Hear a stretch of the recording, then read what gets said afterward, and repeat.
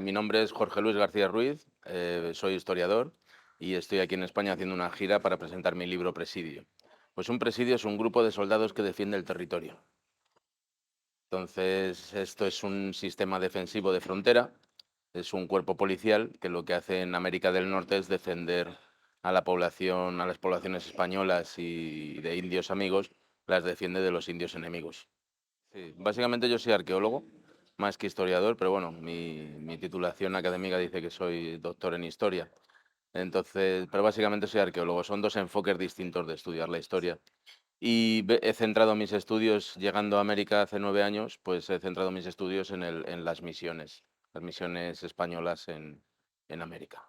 Hay una relación clara porque los presidios se establecen para defender las misiones y defender los pueblos españoles. Pero, y aunque están muy entrelazados, básicamente si estás contando una historia, pues en algún momento hace referencia a la otra, a las misiones. Lo cierto es que yo solo tenía publicaciones en Estados Unidos en inglés y conocí aquí a la gente de la Asociación Cultural Héroes de Cavite y me di cuenta que no tenía ningún libro de presentación en España. Entonces se me ocurrió en aquel momento que sería más interesante para el público hablar sobre militares, sobre presidios, que hablar sobre las misiones. Pero la verdad es que está creciendo mucho el interés por ambos temas y no tardaré mucho en escribir uno sobre las misiones. No, no, porque es que tenemos el concepto que nos ha metido Hollywood, pues es un concepto de cómo se hizo la conquista norteamericana, la conquista de ellos hacia el oeste. Pero los españoles ya llevaban 200 años por allí para cuando ellos llegaron y la conquista española pues no tiene nada que ver con la conquista norteamericana. Como nos faltaba información, lo que se ha hecho ha sido extrapolar lo que se conocía de los norteamericanos pensando en que los españoles habían hecho lo mismo, pero ni mucho menos. Lo que se hace en Norteamérica, la primera conquista se hace una conquista militar, la conquista de Cortés, de Hernán Cortés, pero a partir de ahí ya se hace una conquista poblacional, poblacional y espiritual al mismo tiempo a través de las misiones. Entonces lo que se hace son establecer poblaciones de españoles y de indios que se trataban de cristianizar en las misiones y se les dotaba de una dotación militar que les hace funciones de policía para mantener el territorio en paz y defenderse de los indios enemigos. Esa es la función básica del presidio. Entonces es una conquista que se va haciendo poco a poco, pero no se va conquistando militarmente, se hace poblacionalmente. Sí, lo que se hace es cristianizar el territorio. Entonces hay indios pacíficos que quieren a los españoles, que quieren que los españoles se establezcan, porque sí han visto que tienen un salto cultural muy grande, lo aceptan y lo quieren, básicamente porque les van a defender de otros indios agresivos, como los apaches, por ejemplo, que los están saqueando continuamente. Los que no lo aceptan precisamente son los indios, estos indios agresivos, y ahí es donde se produce el choque entre ambas culturas, entre su cultura y la cultura española. Pero no es una conquista militar como la que luego hicieron los Estados Unidos en su camino hacia el oeste. Precisamente la historiografía norteamericana se escribe a finales del 19 y principios del 20. En ese momento pues hay que tapar muchos agujeros negros, que pues puede ser el primero el haberle quitado a México el 54% de su territorio. En ese momento también tienen que tapar el que quieren quitarle a España los pocos territorios, Cuba, Filipinas, Puerto Rico, los pocos territorios que le quedan. Y finalmente, pues el genocidio indígena que habían cometido ellos. El genocidio indígena en los Estados Unidos se produce hacia finales del siglo XIX. Ahí ya no está España, evidentemente. Nos han echado la culpa de esto, han echado la culpa a España claramente, pero ahí ya no está España. Para tapar todo esto, pues no se crea, porque ellos no la crean, la leyenda negra ya existe, pero lo que hacen es apretar el acelerador con ella muy fuerte y entonces tenemos un momento claro ahí de expansión de la leyenda negra. A partir de ahí, los norteamericanos no escriben, ya escribieron su historia, ya lo dejaron claro, todos están satisfechos con su historia, no ven la necesidad de revisarlo. Entonces, cuando han escrito, por lo que han hecho ha sido copiar y pegar de aquellos historiadores de finales del 19.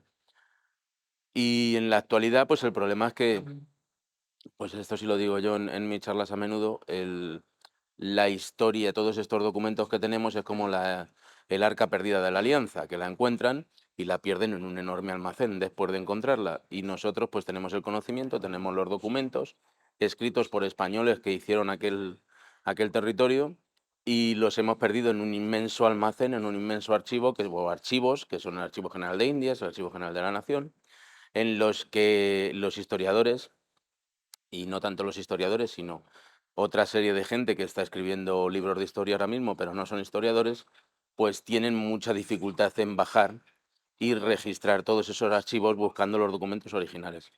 Para ellos es mucho más fácil hacer un copia y pega de lo que ya está escrito. Pero es que lo que ya está escrito lo escribieron los historiadores norteamericanos del 19, sacando mucha leyenda negra. Con lo cual, en este siglo se está perpetuando toda esa leyenda, todos esos errores, todas esas mentiras que se han dicho sobre la historia. Cuando realmente bajas a los documentos, al archivo, pues te das cuenta que mucho de lo que está escrito es mentira o está tergiversado o directamente pues ni aparece. Y son hechos muy importantes que son los que he registrado yo en mi libro. Bueno, los colegas sí realmente dan ¿cómo decirlo? Pues sí te hacen a un lado porque no estás contando lo que está establecido como lo básico y te tienes que seguir ese guión básico y como no lo estás siguiendo, pues te hacen un poco de lado. Sí, los colegas sí norteamericanos sí son así. Lo que ocurre es que pues hay mucha gente algunos son descendientes de los españoles que por allí fueron y entonces sí tienen mucho interés en estos temas. Y también lo que sucede es que el norteamericano está empezando a ver a base de información y a base de pues el trabajo mío, el trabajo de muchos otros, está empezando a ver que sus libros de texto le han mentido realmente. Y para un norteamericano que tolera muchas cosas muy, muy graves muchas veces, pero lo que no tolera para nada es la mentira. Entonces, en cuanto le mientes en algún aspecto, pues ya estás acabado. Sucede mismamente cuando llegas al aeropuerto y a alguno se le ocurre contarse una mentirijilla de no, pues no llevo nada en la maleta y aparece algo, eso es gravísimo, puedes tener un problema grave. Con la historiografía pasa lo mismo. Se van dando cuenta, capítulo tras capítulo, que les han estado engañando y muchos pues entran en cortocircuito y otros se enfadan muchísimo porque dicen, es que todo lo que nos han contado es mentira. Entonces, sí es un momento clave ahora, yo lo siento, que el norteamericano está receptivo a reescribir la historia. Bien, los presidios es un sistema defensivo que ya empleaban los romanos. Es como digo, un grupo de soldados que se establece en la frontera y lo que hace es defender el territorio de los ataques exteriores. En época romana es una función mucho más militar, mucho más defensiva. En cambio, en época española, pues lo que se hace es trasladar, a veces no trasladar, pero lo que se hace es utilizar ese sistema de presidio romano en las fronteras nuestras que estaban en el norte de África. Más o menos tiene la misma función. El virrey Enríquez en 1564, en Norteamérica, pues después de sufrir enormes y continuos ataques de los indios que atacaban las recuas de mulas, los transportes, las poblaciones, pues él piensa que este sistema de presidios puede ser bueno para defender el territorio. Digamos que importa la idea a los Estados Unidos, no a los Estados Unidos, pero bueno, al territorio de los actuales Estados Unidos, y la cosa empieza a funcionar. Con ciertas modificaciones. Es un cuerpo militar que hace funciones de policía. O sea, básicamente mantiene en paz el territorio, porque tampoco tiene una gran cantidad de soldados. Para un territorio como más grande que el de España, que es el de Texas, pues a lo largo de toda su historia nunca pasó la cantidad de militares, nunca pasó de las 100 unidades. Entonces, claro, controlar un territorio con tan poco personal no es un cuerpo de conquista y de ataque, sino es únicamente defensivo y policial, de mantener el orden. Los presidios van sufriendo su evolución porque primero son unos cuerpos muy pequeños de 4 soldados que se ponen en distintas postas a lo largo del camino y van defendiendo el camino pues, de los ataques indígenas. Luego se va viendo la necesidad de que hay que crecer ese cuerpo militar y en algunos casos, pues como el de Santa Fe, se llega a un presidio de 100 y algunos soldados. Ese fue más o menos el máximo alcanzado. Van pasando diferentes fases, se pasa de una milicia se pasa a un cuerpo semiprofesional, después a un cuerpo profesional y ya en la última parte del siglo XVIII, pues ya con los nuevos reglamentos, el de O'Connor precisamente, pues lo que hace es establecer una uniformidad, unas reglas que hasta ese momento no existían. Digamos que siempre fue un cuerpo muy sui generis, ¿no? Tenían un capitán que era el que mandaba en la compañía presidial y estaban un poco, claro, es que estaban introducidos en territorio enemigo, algunos incluso 1000 kilómetros, entonces estaban pues casi creciendo salvajes, como se suele decir. Y esto dura hasta, hasta que España le baja la bandera de allí, 1821. Posteriormente a esto, ese cuerpo se va transformando en unas compañías volantes en casi todo el territorio, menos en la California, que ya estaban muy establecidos, y entonces ahí lo que hacen es que los mexicanos ya independientes heredan ese cuerpo de soldados presidiales. Entonces sí, ahí se mantienen como 2 o 3 décadas, hasta que se pierde aquel territorio. Los presidios se situaban en la frontera en sitios muy peligrosos y muy metidos en territorio enemigo en el que había que pasar unas penurias enormes de todo tipo. Había sitios como Arizona o el Nuevo México en que la escasez de agua era pasmosa y, sin embargo, pues en sitios como Texas o incluso la Florida, pues lo que había era un exceso de agua con el que había que lidiar muchas veces. Estamos hablando de un entorno salvaje prácticamente. Entonces, pues el soldado presidial que va allí no es un señorito de Madrid o un señorito de Sevilla, únicamente pues es un militar de carrera que lo que va es, pues le dan el cargo a lo mejor de capitán del presidio o de gobernador del territorio, y eso le sirve como para llenar su currículum e ir avanzando en su carrera. No pasaban mucho tiempo allí, entonces lo que realmente hay es gente muy, muy dura, que son, pues, o son mestizos o son indios cristianizados, que son los que forman el cuerpo presidial. No había el que emigra desde la península normalmente iba a la Ciudad de México, porque tenía todas las comodidades y algunas mucho más que en Madrid, por poner un ejemplo de ciudad, o Sevilla o cualquier otro enclave. Pero allí, claro, irse a la frontera era un tema muy, muy, muy peligroso, reservado solo a unos pocos, que ya o vivían en ese territorio o buscaban pues una manera de crecer en su carrera. Nosotros, es que es un proceso, nosotros memorizamos las cosas en base a imágenes. Entonces, aunque leamos esas imágenes, las tenemos que asociar, esos párrafos, esas ideas las tenemos que asociar a imágenes. ¿Y de dónde sacamos esas imágenes? Por si no hemos estado en el territorio, las sacamos de Hollywood. Entonces, las imágenes que tenemos de Texas es las que Hollywood ha querido, por poner un ejemplo sobre Texas. Texas es un territorio que ha sido profundamente cambiado por la mano del hombre. Entonces, cuando se quiere hacer una película de época, pues no se puede hacer en Texas. La hacen en Arizona o la hacen en el Nuevo México, que son territorios muy secos, desérticos, pero sobre todo Arizona en la parte norte es muy desértico. Entonces, claro, hemos visto películas, hemos visto Texas como una zona desierta, pero es todo lo contrario, ¿no? Texas es un territorio muy grande, tiene solo un 5% de territorio desértico y la mayoría de los casos, se ha producido por mano del hombre también, por una ganadería extensiva que ha matado el territorio. Entonces, tenemos todos esos conceptos heredados o que asociamos eh, una parte de España a cómo puede ser aquello, pero en realidad cuando llegas allí es absolutamente distinto. En el aspecto geográfico, en el climático, en el de, en el de las personas que allí vivían, no lo podemos imaginar.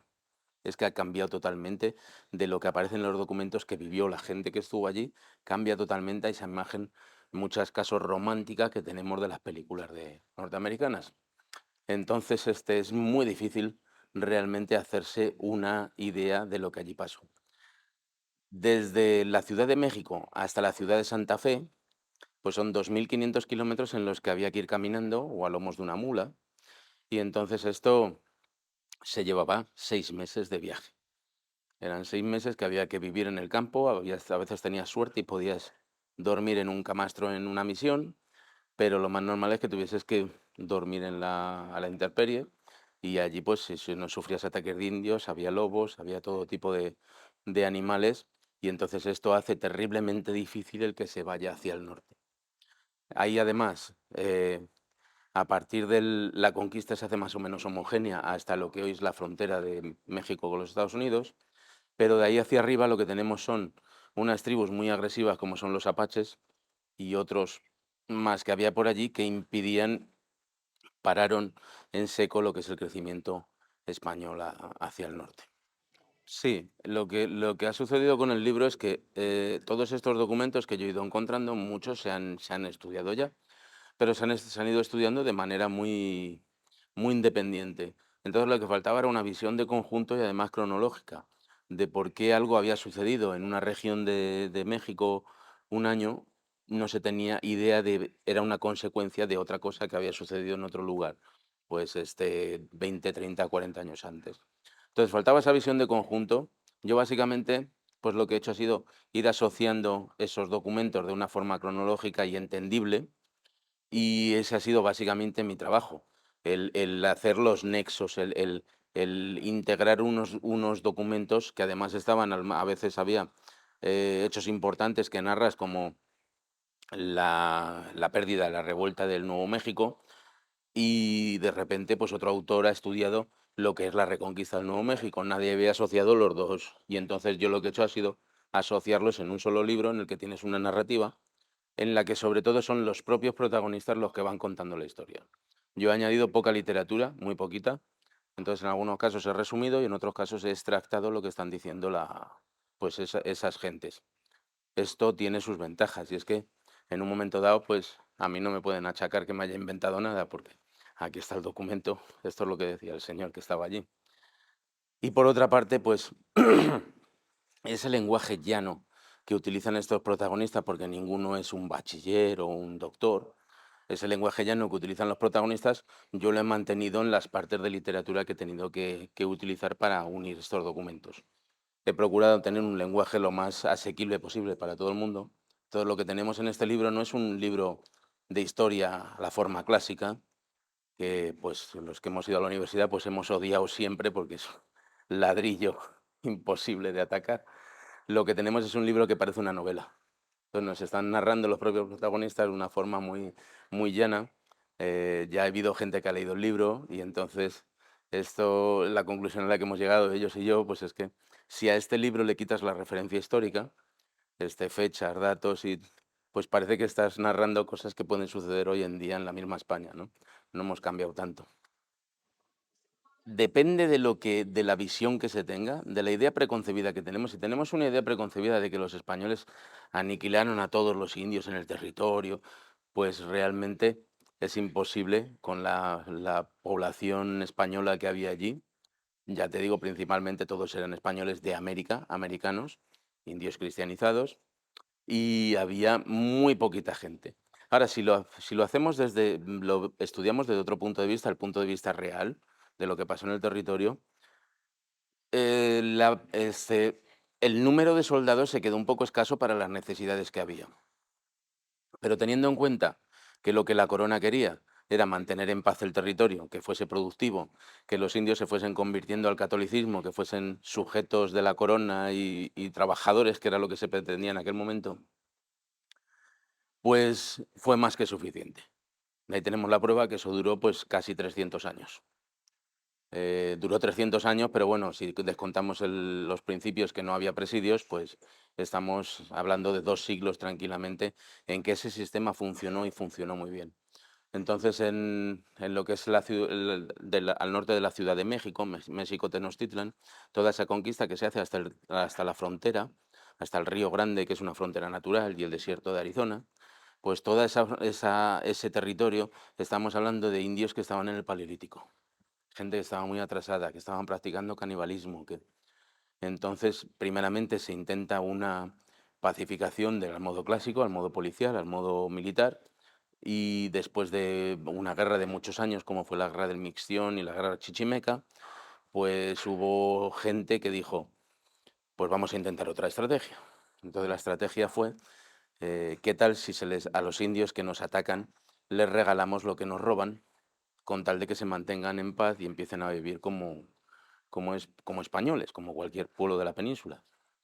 El caso es que funcionó. Y entonces, pues lo que es la corona hispánica, pues fue aprendiendo de todas estas experiencias que fue teniendo con unos y otros. Evidentemente, no todos los indios estaban en el mismo nivel cultural y con cada uno había que hacer una política distinta. Em, claro, cuando ya no te defiendes o atacas de forma militar, ya necesitas negociación. Y sobre todo mucha negociación, porque si tienes enfrente pues a una vorágine de indios, de 3.000 4.000 indios muy agresivos y lo que tienes enfrente, lo que tienes a tu favor son 25 soldados, pues no te queda más remedio que negociar y negociar mucho. Entonces ya solo el sentido común nos debería estar diciendo mucho de lo que pasó en Norteamérica y que se opone totalmente a la creencia que hay de lo que nos han querido vender a través de leyenda negra y a través de películas. Pues a partir ya de la frontera norte, lo que hoy es la frontera de los Estados Unidos y México, ahí lo que se hace son tres entradas en tres siglos distintos que forman pues los tres caminos reales que básicamente hay ahora, que es el de Santa Fe, el de los Texas y el de California. O sea, el camino real de tierra adentro y los dos de Texas y California. Em, Cuando hay una fuerza militar, como en el caso de Oñate, que había una fuerza militar y estaba bien organizada, pues sí se podía pasar, atravesar desde la Santa Fe e intentar buscar la desembocadura del río Colorado en California. Eso sí lo hizo Juan de Oñate con una fuerza militar, pero si no tienes esa fuerza militar, en cuanto te sales un poquito del camino, pues eres hombre muerto directamente. Los apaches, tengamos en cuenta que es una tribu muy agresiva que mata a todo el que pasa por su territorio. Le preguntan y si no responden a tabascano, pues se lo pasaban a cuchillo. Entonces, el pasar desde lo que es el camino real de tierra adentro a ir a las Californias será realmente difícil. Y lo mismo nos pasaba en el otro sentido. En el otro sentido, pues estamos entre los dos caminos, el camino real de tierra adentro y el de los Tejas, lo que tenemos son las grandes llanuras, plagadas de bisontes en aquel momento, pero plagadas también de apaches, de comanches, que estos no son para nada pacíficos. Entonces se hacía realmente difícil el transporte entre caminos. Había que bajar al sur y volver a subir por el otro camino. Claro, a mí muchas veces me preguntan, bueno, ¿y los ingleses? Este libro se ha hecho hasta 1700, está casi escrito también el que va del siglo XVIII, pero había que cortarlo. Entonces, hasta 1700 no hay ni un solo momento de presencia anglosajona, de presencia inglesa en lo que es esta zona del territorio. No podemos nombrarlos, evidentemente. Los franceses sí, porque Francia, pues, en aquellos años del siglo XVI, siglo XVII, pues fue el principal enemigo de España en cualquier parte, prácticamente. Porque hasta cuando fueron aliados, pues, de alguna forma nos traicionaron. Ya no vamos a entrar en el tema del siglo XIX con Napoleón y todo esto, ¿verdad? Entonces yo lo que sí defiendo, pues, es que nos centremos en nuestra historia. Antes de pensar en que los ingleses o los franceses hicieron algo malo, tenemos que pensar en nuestra historia y empezar a tenerla clara y defendernos en muchos aspectos de muchas mentiras que nos han estado diciendo. Y en el caso de Texas, pues, por ejemplo, sí hubo una incursión francesa que, pues fue un pequeño desastre, realmente. Es una historia muy larga que no te puedo contar aquí ahora en esta entrevista, porque no tendría que explicártela durante todo un día. Fue un pequeño desastre, ya sabemos que Francia, pues, siempre ha vendido cualquier cosa que ha hecho como si hubiese sido. Entonces, allí hubo un señor que se llama el Caballero de la Sal. Entonces, el Caballero de la Sal convence a su rey, junto con un español que nos estaba traicionando, que había sido gobernador del Nuevo México, el señor de Peñalosa, le convencieron para subir por el río Mississippi y conquistar la Nueva España. Pero claro, es que el francés tenía, a pesar de que había bajado por el río Mississippi, tenía poca idea de lo que era aquello y estaba pensando que el río Mississippi y el río Bravo pues eran la misma corriente. Total, que se fueron para allá con los barcos y buscando la desembocadura del supuesto Mississippi, se pasan la desembocadura real y se estrellan contra la costa en donde creían que estaba la desembocadura de este hipotético río grande Mississippi. Y pues da para mucho esa historia, pues porque, pues en concreto toda esa expedición de franceses que se estableció allí obligadamente, porque claro, se habían estrellado y al final se quedaron sin barcos, no pudieron salir de ahí. toda esta gente, pues, murió de viruelas. Son viruelas que se importaron de Europa, las importaron los franceses y, curiosamente, pues 2 o 3 años después, una gran población de los indios tejanos murió de viruelas. Entonces, cuando hablamos incluso de las epidemias que provocaron los españoles, pues no solo fueron los españoles, fueron todo tipo de... Y de esa expedición pues salen personajes muy interesantes como es Jean l'Archevêque, que es un francesito de 12 años que se embarca en aquella expedición, lo toman los indios, es uno de los pocos supervivientes, acaba pues marcado con tatuajes al estilo indígena, lo rescatan los españoles y termina siendo capitán de presidio se enrola dentro de la fuerza presidial española y termina siendo capitán de presidio. Entonces ese efecto también integrador de los presidios, porque también necesitaban gente, la ayuda de le viniese de donde viniese, pues es también un hecho remarcable, hay que remarcarlo. Sí. Pues esto viene también porque incluso para mí mismo, pues ha sido un aprendizaje. Yo he crecido aquí y he crecido con los mismos contaminantes que tiene cualquier español, pues el cine de Hollywood, la orientación esa indigenista que hemos tenido los últimos años. Y yo pensaba que la historia de una manera hasta que me traslado allí, empiezo a tener un poco conciencia del territorio, de lo que allí pasaba, de la gente y sobre todo de los documentos. Cuando le metes mano a los documentos te das cuenta de que todo está prefabricado. Los apaches empiezan siendo muy malos, según el cine de Hollywood, que básicamente es quien está contando nuestra historia. Empiezan siendo muy malos desde un lavado blanco de la historia, ¿no? De la parte blanca de estadounidense. Ellos son los buenos, los indios son los malos, y así nos lo reflejaron en las películas del oeste. Pero claro, hace como 5 décadas empieza la revolución indigenista, empiezan los indígenas a protestar y en Estados Unidos se les empieza a considerar todas estas protestas. En lugar de reconocer realmente lo que pasó en la historia, yo creo que también porque no la saben, no ya solo porque hubo un grupo de historiadores que la intentaron cambiar y ocultar, sino porque ellos mismos no la saben, hemos pasado a un punto en el que los blancos pues tienen que pedir perdón, los indios son buenísimos de toda duda, ¿no? Lo más bueno es el indigenista y pues curiosamente hay que buscar un malo. Y en este caso el malo es España, que estuvo por allí 200 años antes. Cuando no se le echan las culpas de las epidemias, pues es del maltrato o es de miles de cosas. Lo cierto es que los documentos nos están diciendo, pues que estas gentes están, como he dicho antes, están en diferente nivel cultural. Los aztecas están en un nivel bastante alto, bastante evolucionado culturalmente. Luego tenemos otros grupos, como pueda ser los indios pueblo, que estaban rodeados de apaches y son más o menos aliados de los españoles, dependiendo del periodo. O los indios Caddo, frontera Luisiana, frontera con Texas, que tienen otro nivel, cultivan sus campos, son sedentarios. Después tenemos pues, indios del Paleolítico, en toda la que es la zona norte de México, practicando canibalismo. Y también tenemos a los apaches, que son cazadores-recolectores, plantan parcialmente en los sitios donde se pueden establecer, si plantan sus 1000 par de maíz, pero básicamente viven también del saqueo de otras tribus o de otros pueblos, incluidos los españoles. Entonces no hay yo siempre defiendo que lo que tenemos que defender es la verdad, porque a partir de ahí pues puedes crecer, pero si tenemos una idea cambiada y pensamos que los indios apaches pues eran, como siempre digo, seres de luz, cosa que nunca sucedió porque todo el que pasaba por su territorio y no era de los suyos acababa muerto y de forma muy sanguinaria. Evidentemente estos indios estaban defendiendo su territorio, su sistema de vida, eh, estaban defendiéndose ellos, tenían todo el derecho, nadie dice que no, pero no podemos contar la historia lavándoles la cara como se está haciendo actualmente. Los apaches eran el enemigo. Entonces hay una nación de indios que son los Zuñi y se cree que en idioma Zuñi la palabra apache o apiche, como la definió Juan de Oñate en sus documentos, significa el enemigo. Entonces son el enemigo de todos los demás.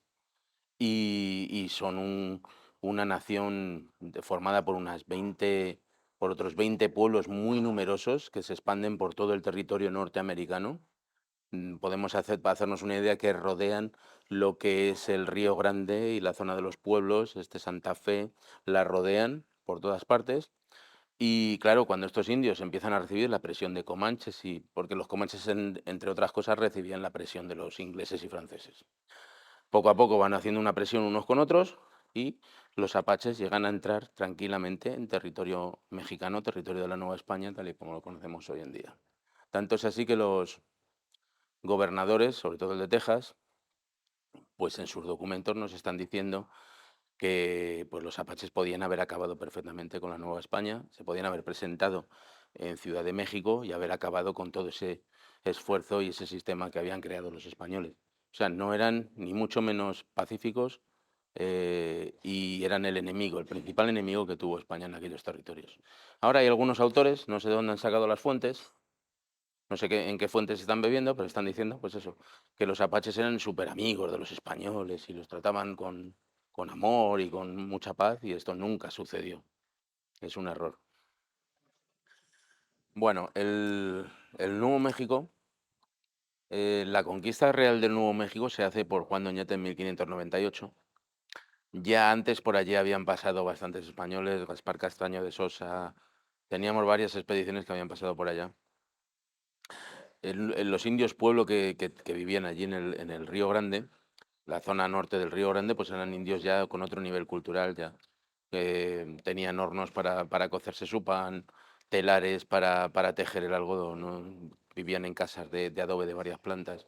Estaban muy bien organizados. Las plantaciones que tenían eran de regadío, que eso en América pues no, ni tan siquiera en la zona del México se había visto. Y pues estos, cuando llegan los españoles de Oñate allí, realmente ellos no necesitan a los españoles. No les ofrecen, o ellos no veían un salto cultural. Sí, lo que veían era que estos españoles armados que llegaban les podían defender de los apaches, porque ya ellos llevaban un historial de enfrentamiento y de guerra contra los apaches. Ahí Juan Doñate se equivoca, es uno de los pocos garbanzos negros que tenemos. Juan Doñate se equivoca ahí, estamos hablando de finales del siglo XVI, y lo que hace es una conquista militar, tratando de imponer pues las armas españolas.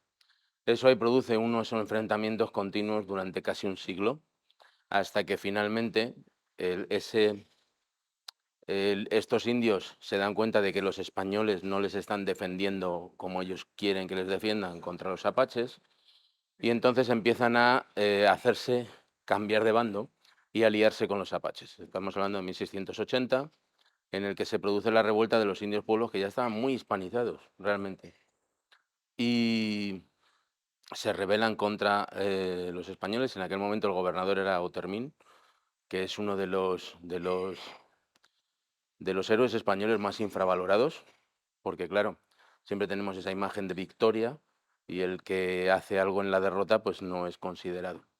El gobernador Otermín se retira de allí, presionado por los indios, después de 9 días de asedio en el gobierno, en el palacio del gobernador. Toda esta historia se nos cuenta desde la historiografía norteamericana actual en el Nuevo México, se nos cuenta como, como que los indios dejaron irse a los españoles en paz, no les hicieron nada, pero es una mentira clara que va en contra de todos los documentos existentes, que nos dicen que la revuelta se inicia con la muerte de 450 españoles, que son masacrados en sus casas, mujeres, niños, todo tipo de personas. Los restantes, los supervivientes de esta revuelta, se refugian en el Palacio del Gobernador junto a Otermín. Allí sufren un asedio de 9 días y les cortan el agua. Cuando finalmente toman la decisión de salir de allí, porque no era insostenible, entonces antes de morir de hambre prefieren salir y morir peleando, sean cuales sean las consecuencias. Con el gobernador había unos 25 soldados aproximadamente y había 1000 refugiados, básicamente mujeres y niños de la población regular. Cuando salen los españoles de allí se produce una batalla en la zona de Santa Fe, de la ciudad de Santa Fe, en la que mueren 400 indios. Entonces tenemos 800 y pico cuerpos, 800 y pico muertos, que no existen porque la historiografía norteamericana ha preferido vendernos esa historia de indios pacíficos que nunca hicieron nada y solo sufrían los ataques de los malvados españoles, cosa que no es cierta realmente. Estos refugiados descienden desde la zona de Santa Fe hasta la zona del Paso. Por el camino recogen a otros 1.500 refugiados y se establecen en el Paso. Allí se hace un censo y en el censo reflejan 2.500 personas que han sido refugiadas y rescatadas de de la revuelta indígena. En ese censo solo hay 20 personas que sean de Ciudad de México o de la península. Entonces estamos hablando de que hay 2.500 españoles considerados por todo el mundo, por todos los documentos españoles, que realmente pues, son mestizos, son indios cristianizados, mulatos, negros, toda la población, porque la población española pues, siempre ha sido mestiza, allí donde ha ido, y mucho más en América. Entonces esa idea a lo mejor de que los españoles llegaron a masacrar a los indios, pues es evidentemente con documentos como este es palmario que no. O sea, no los que son considerados españoles, pues son en realidad españoles de América, son españoles americanos. Bueno, a mí cuando era niño, pues me enseñaron que los españoles habían enseñado a los indios a cortar cabelleras. Y ahora mismo, por lo que se oye, es que los ingleses han enseñado a los indios a cortar cabelleras. Pero nadie dice la verdad. Y la verdad es que los indios ya en 1550 estaban cortando cabelleras. Tenemos un documento de Fray Gonzalo de las Casas, que nos está diciendo que en las guerras chichimecas a él le sorprendió ver que los indios cortaban las cabelleras a sus enemigos y entonces se las colgaban a la espalda a modo de trofeos. Claro, si eso hubiese sido algo normal en España, que los españoles están enseñando a los indios, pues el fraile no lo hubiese reflejado.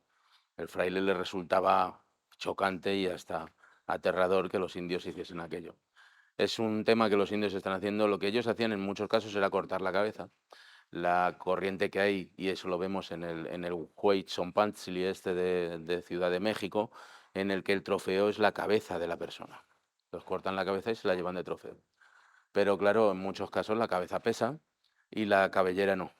Entonces el indio lo que hace es cortar cabelleras en lugar de cortar cabezas cuando no puede llevarse la cabeza. Culturalmente y tradicionalmente, pues todo nos está diciendo que son los indios los que tienen esta corriente. Em, Tampoco nos debe de asustar mucho porque nuestro héroe Viriato pues también cortaba cabezas de romanos y las llevaba colgadas para asustar al enemigo. Entonces tampoco es un tema que la historia de la humanidad pues siempre ha sido violenta y en todas sus formas. Pero claro, tenemos que tener claro quién hizo qué y quién aprendió qué, porque eso sí que es una infamia el que nos estén acusando a nosotros de haber enseñado aquello. Y sobre todo cuando digo nosotros, es porque nos están poniendo los españoles actuales, que no tenemos nada que ver con eso. No es porque yo me incluya allí, es porque las acusaciones van hacia la España actual, no hacia la España de la época. Bueno, el nombre de Texas viene de que hay un documento de 1689, es la explicación norteamericana. La explicación norteamericana dice que hay un documento en el que una expedición de españoles en 1689 se encuentra a unos indios en el territorio que le dicen Tesha, Tesha, que quiere decir amigos, amigos. Entonces, claro, cuando de alguna manera quieres tergiversar la historia, pues dices, ahí está, esa es la prueba, y en 1689, y esto quiere decir que por corrupción del lenguaje o porque los españoles no supieron transcribir bien las palabras de los indios, pues de ahí derivamos a Texas. Pero es que nunca fue Texas, es que siempre fue Texas. Se escribió con X o se escribió con J, pero siempre fue Texas y nunca fue Texas. Ese Teisha, amigos, no tiene nada que ver con Texas de una forma fonética pero sobre todo ya lo que es definitivo es que ese documento en el que sale esa frasecita es de 1689, pero en ese documento ya se citan 33 veces a los indios Texas, con ese nombre, Texas. Y además el documento se llama a la conquista del río de los Texas. O sea que lo que tenemos claro es que mucho antes de ese 1689, los españoles ya habían bautizado a aquellos indios como los indios Texas. Por otra parte, es curioso que los indios Texas viviesen en un enorme bosque de tejos. Es curioso. Hay otras versiones que dicen, bueno, es que los indios para las tejas de los tejados pero es que los indios tejas vivían, sus tejados eran de paja, totalmente, no tenían, o sea, no hay referencia ninguna, pero es curioso que estos indios viviesen en un enorme bosque de tejos. No es 100% fiable, pero desde luego es blanco y en botella. Bueno, el Camino Real de los Tejas, básicamente igual que los otros caminos, son caminos que los indios los utilizan para comunicarse, para intercambiar productos. Anualmente, pues unos indios de los Jumanos que venían de la zona del Paso, un poquito más arriba, más al norte, pues hacían un intercambio en la zona de San Antonio, que hay ahí unos manantiales de agua, y actualmente brota el agua cristalina. Y entonces venían los indios de los Tejas recorriendo 600 kilómetros y otros 600 que tenían los Jumanos y se unían en el sitio este San Antonio, ellos y muchas otras naciones, intercambiaban productos y lo hacían a través de los caminos. Caminos que normalmente ellos ni tenían caballos ni tenían carros, eran caminos pues que ellos conocían y que con mucho pues sería un sendero que iban de un lado para el otro. Claro, al igual que los caminos reales que existen en España, pues cuando el rey los toma bajo su cuidado, o la corona o quien, el virreinato, pues entonces empiezan a ser denominados caminos reales. Pues hay tres, el de las Californias, el de Tierra Adentro y el de los Texas. Ahora mismo pues ya pues son autopistas de comunicación que tienen los norteamericanos, pero en su momento pues eran un senderito por el que se podía recorrer grandes distancias. Bueno, hay una segunda parte, ya está casi escrita y no había intención de hacer una segunda parte. Entonces la intención que había era de hacer un libro de unas 500 páginas aproximadamente que contase todo el periodo. Pero en este proceso, en este año que he estado escribiendo este libro, pues me he dado cuenta de que había cosas tan importantes y tan desconocidas que a fuerzas había que publicarlas. Entonces llegó un momento en que teníamos 800, 900 páginas y eso era inviable y decidí partirlo en... No, no, curiosamente, no intencionado, pero se ha separado entre la España de los Austrias y la España de los Borbones. Digo que no es intencionado porque realmente el cambio dinástico no se notó en América. No fue como en España, que sí hubo distintas políticas. En América los Borbones lo que dijeron, bueno, pues déjalo como está funcionando bien, no lo cambies mucho y ya veremos a ver ajustando luego posteriormente. En cambio, no se hizo un cambio radical. En el libro, pues el tema de cortarlo a 1700 es porque si le añadía un capítulo más me iba a las 500 páginas y no era el momento. Entonces decidí cortarlo ahí. El segundo libro, pues sí, ya está casi escrito. No tiene fecha. No tiene fecha porque me he dado cuenta, hemos notado, que este libro tiene tirón en América. Sí, porque tiene incluso más tirón que aquí, porque realmente el libro está contando la historia de los ancestros de mucha gente que está viviendo en América. Yo no lo vi así al principio, solo me fijé en que era un buen libro en español para que los españoles supiésemos la historia de América. Pero claro, esto ha sido una sorpresa para mí y entonces lo más probable es que agote lo que es la vida de este libro y saque una versión en inglés para venderlo en los Estados Unidos antes de terminar el segundo volumen. Por eso no di fecha, o sea, no tenemos fecha para eso.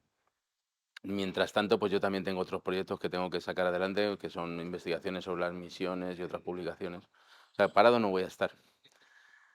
Pero bueno, vamos a dejarle un poco de tiempo a este presidio para respirar y para que la gente lo asuma. Porque además no es un libro sencillito de lo leo en un día, lo pongo en la estantería y me olvido de él. No, es un libro, yo estoy convencido que la gente va a volver a él continuamente, porque si estás creciendo, si estás investigando, si estás estudiando la historia, pues lo lees en dos épocas distintas cuando tu conocimiento ya ha ampliado y le sacas mucho partido. Entonces estoy convencido de que es un libro que se va a convertir en un clásico. No espero una venta apabullante en los primeros meses, sino que se va a ir vendiendo continuamente porque la gente va a apreciar lo que tiene.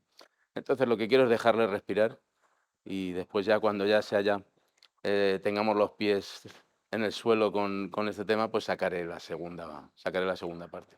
No la esperen pronto.